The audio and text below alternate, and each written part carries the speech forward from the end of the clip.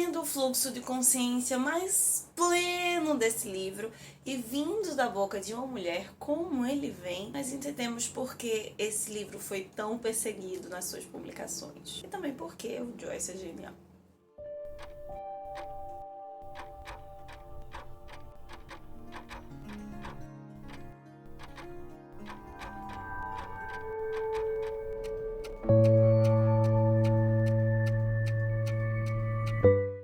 Temos para hoje Sanchos e do Cinema. Eu sou a Larissa Bertolino, você está no canal Uma Garota Quixotesca, onde nós tratamos de literatura, sempre partindo das ideias, insights, pressupostos, gêneros que saem do nosso queridíssimo Dom Quixote de La Mancha, e mais especificamente você se encontra no último episódio da jornada de leitura conjunta Ulisses, do James Joyce. Para não me delongar e fazer sentido e não ficar um texto totalmente sem pontuação, sem pausas, como o texto deste capítulo dessa semana aparentemente é, eu vou dividir a minha fala final sobre esse livrinho maravilhoso em 3 partes. Na primeira eu vou comentar o capítulo da Molly em si, né, o capítulo Penélope, o capítulo final. Em seguida eu vou apresentar algumas considerações gerais sobre o processo de leitura do Ulisses como um todo, da minha experiência com o James Joyce. E por fim eu elencarei alguns motivos que indicam por que é importante ler essa obra máxima do modernismo ocidental. A referência do capítulo dessa semana não é simplesmente a esposa do Ulisses, né? Mas há um momento em que a serva acorda Penélope porque ela precisa entrar em contato ali uma pessoa. No final das contas, essa pessoa é Ulisses e eles então trocarão ali informações, cada um contará a sua experiência, como foram esses anos separados para o outro. E nesse caso, se tratando do Ulisses do James Joyce, contar é um verbo muito importante. Nós temos aqui então, dentro da tabelazinha do Gilbert, né, o símbolo como a terra. E nesse sentido, Penélope se apresenta muito mais do que Ítaca, por exemplo, na semana passada, a princípio, como esse lugar de retorno, como essa terra-mãe, apesar de não ser o mesmo sentimento, né, do Bloom com a Molly, com o qual ele teve semana passada com Stephen Dedalus, mas aqui saindo dessa própria terra, né, o movimento da Molly nesse caso, porque ela é material mesmo, ela é muito pé no chão,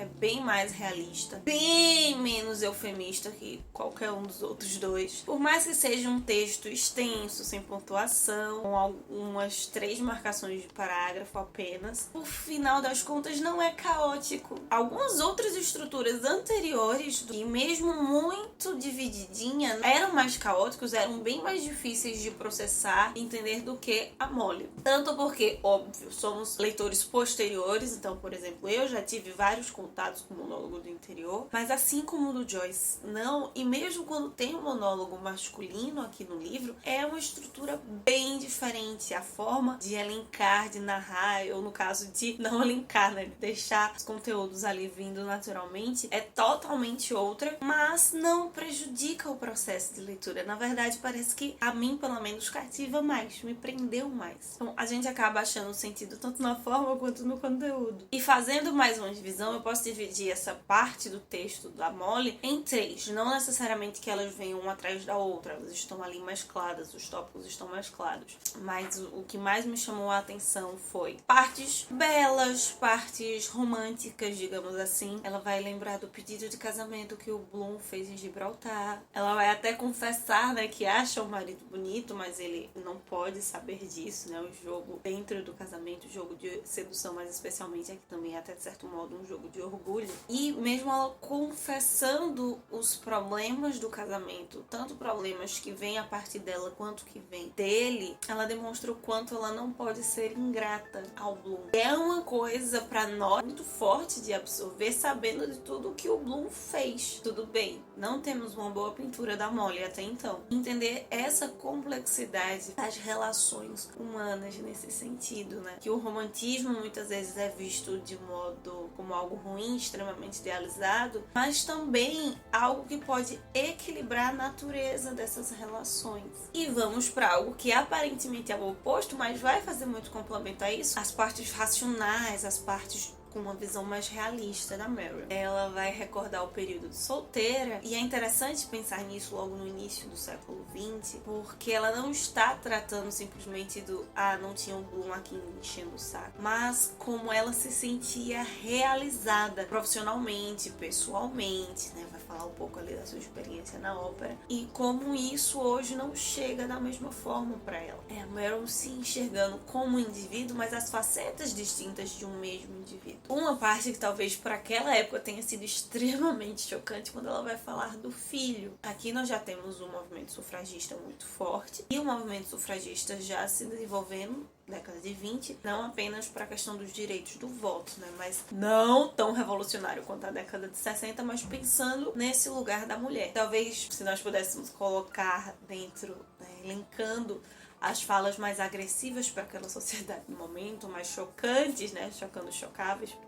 da Meryl, quando ela fala do filho, quando ela fala da satisfação, não necessariamente, mas enxergando o lado positivo do filho ter morrido, porque ela não precisa cuidar de ninguém. Como a sociedade demanda para uma mulher é necessariamente isso e ela não tem, ela pode, em teoria, se dedicar a outras coisas e buscar um pouco mais essa realização que ela tinha tão plenamente quanto solteira, e hoje ela pode, talvez não só na ópera, mas encontrar inclusive em outras formas. Um desses lugares, talvez, da racionalidade, do sincericídio, essa forma muito direta que a Meryl vai falar, e que é diferente do Madame Bovary, talvez se aproxime mais um pouco do Amante de Lady Chatterley, quando ela fala diretamente sobre as traições, né? Lembrando do seu encontro ali com o amante naquele dia, quando ela fala que sim, ela trai o Bloom, sabe? Isso tá muito ciente na cabeça dela, mas que ela não consegue imaginar, dói sentir ou saber ou sonhar que o Bloom a estaria traindo com outra pessoa, com outra mulher. E isso é muito importante nesse cenário, não apenas como em Madame Bovary, por exemplo, para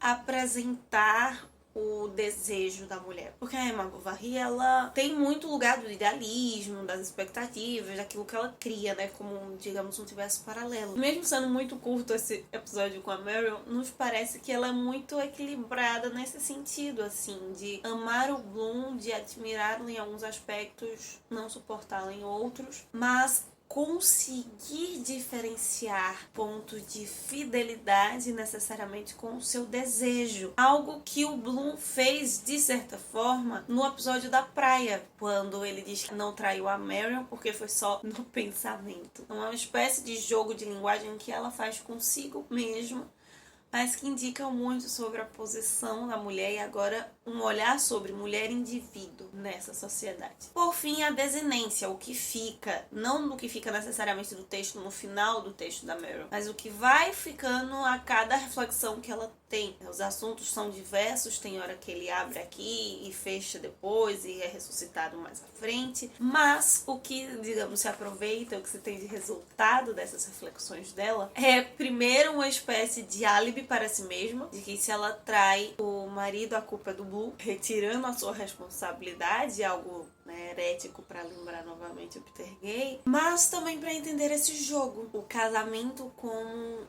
um jogo não só de sedução, mas até mesmo, nesse caso, pensando na condição da mulher, de protagonismo. Ainda que o outro não esteja vendo, mas que esse jogo de protagonismo seja no palco da sua cabeça. Quem é que é mais louvado, quem é que é mais destaque. E no final, quando ela repete o sim várias vezes, que aparentemente mostra então que ali está tudo tranquilo, né? Ela sempre fazia o café, sempre cuidava do Bloom, e ali o Bloom diz que ela não se preocupe, que ele vai fazer. E o livro termina exatamente como se eles estivessem se encontrando novamente na cama, ela falando sim, sim, sim, várias vezes, colocando frases, claro, exemplificando isso, não é apenas aceitando aquela relação ali no momento, mas um sim para essa nova forma de ressignificar a relação de ambos, a si mesma nesse caso, e aceitar aquela situação de algum modo, apesar dela já se apresentar como algo um pouco distinto. Vários sims para as diversas possibilidades dentro dessa relação, dentro dessa existência, tanto do matrimônio quanto dela mesma. E é interessante interessante como isso se constrói, até fazendo um paralelismo com os 2 capítulos finais. Nós tivemos semana passada muito esse amor fraternal, esse amor paternal do Bloom para com o Stephen, dentro de uma estrutura que necessariamente não é mais a família, né? Vamos lembrar de um pensamento também um pouquinho anti-burguês, dentro do modernismo. Então, estender essas relações, criar novos laços que não sejam necessariamente nem do sangue nem da propriedade. E esse outro ponto do amor a ser visto, que é o amor sexual, tendo a mulher como protagonista e não simplesmente como passividade, objeto de desejo. Além de também entender essa relação do Bloom, nesse livro aqui, logo no início,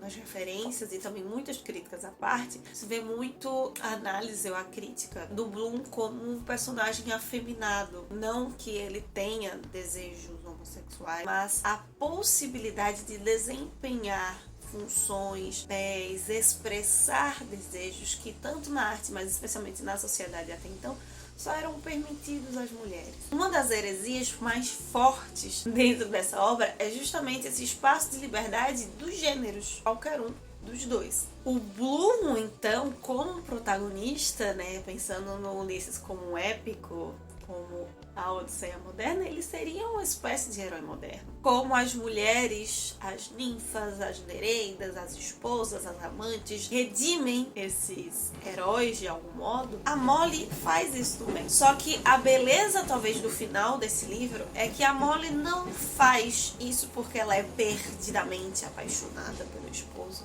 Não é esse amor casto, perfeito que vai redimir esse homem. Não é o poder de uma feiticeira, de uma ninfa, alguma característica mágica, sagrada que vai redimir esse homem. Mas simplesmente e unicamente por escolha da própria Molly. Dentro do monólogo da Marion, ainda nessa estrutura, mas dá pra estender completamente isso pra todo o livro, mas na Molly fica um pouquinho mais evidente por ela estar falando do relacionamento diretamente com o marido e, no caso, o amante também. Nos outros há diversas outras temáticas, há um paralelismo, um contraste entre essa riqueza imagética da forma, a possibilidade de ir e vir nesse pensamento, com a pobreza das relações sociais, tanto do âmbito privado quanto do âmbito público. Por isso que, de certa forma, até um termo que o Terguei vai usar, a alienação do indivíduo, ela vem antes mesmo da alienação da linguagem. E é exatamente por ela estar existindo no indivíduo, eu necessito de uma linguagem completamente nova, alienante e aparentemente distante da realidade para conseguir expressar isso. Quando eu me deparo com a linguagem, é que o problema fica em maior evidência. O que havia em mim antes era falta de consciência, não à toa esse nome é fluxo de consciência, porque é uma espécie também não só de reflexão, de pensamento, mas de construção de como essas ideias vão se formando e se concretizando nesses personagens. A amarração dessa parte final, Ulisses, ainda assim relacionando com Ítaca, depois de toda aquela luta, toda aquela jornada do Bloom sobre ele mesmo, que obviamente perpassa sobre a sua identidade judaica, ela cai por terra, ela se acomoda, ela se completa e, digamos, a angústia é sanada porque ele se encontra nessa condição com um antissemita, com um também pacifista, Stephen Dedalus, e há esse reconhecimento entre ambos, ainda que pertençam a mundos distintos. Enquanto que a Marion se reencontra com o marido, e também neste reencontro, tanto ela quanto um Bloom, no final desse dia 16, já não são a mesma pessoa. E o se reencontrar não é apenas físico, se rever, mas encontrar outro ser nesta pessoa e que eu ainda assim a reconheço. Por fim, minhas considerações finais sobre a obra como um todo. Eu vou destacar 3 frases novamente, talvez elas tenham aparecido aqui nos 2 vídeos de introdução, mas de nomes importantes no modernismo sobre essa obra. Eu vou começar com um caráter um pouquinho mais teórico, mas apresentar um pouco e finalizar de fato com experiência, com o que eu, Larissa, indivíduo, pessoa e não simplesmente professor ou estudante, pesquisadora de teoria, encontrou aqui. Uma das frases que nós mais ouvimos em relação a Ulisses vem do T.S. Eliot, que considerou essa obra o livro do século, e ele não estava errado. Por mais que nós tenhamos Hemingway aqui no Brasil, Guimarães Rosa e tantas obras fenomenais, não tem comparação. O Richard Eddington tem uma frase um pouco polêmica. Ele diz que o Joyce acertou na arte, mas errou na vida humana, como ele retrata aqui. Isso se dá pelo choque, né, a heresia toda das temáticas, das relações que o Bloom apresenta aqui. Só que o Bloom ele não inventa nada. ele mimetiza.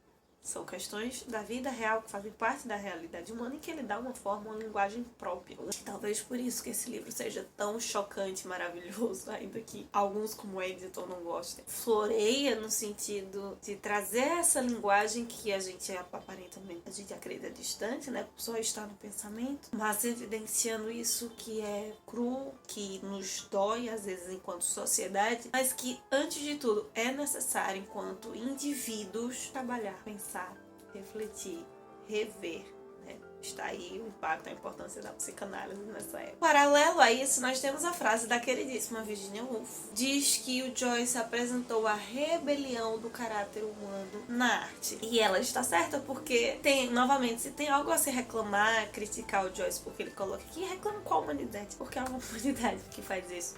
Mas o termo rebelião, no caso dela, é muito impactante. Ela está falando aqui na pauta, claro, de costumes, na questão das temáticas, mas até mesmo na forma, né, de não aceitar necessariamente a estética que é bela e que é admirada até então como única forma de alcançar o sublime na literatura e fazê-lo de outros modos. E de fato Joyce criou uma rebelião porque inflou esse sentimento de heresia, até claro nos dois aspectos, mas falando aqui do formal, no romantismo, surgiram nomes importantes, outras obras sensacionais em paralelo.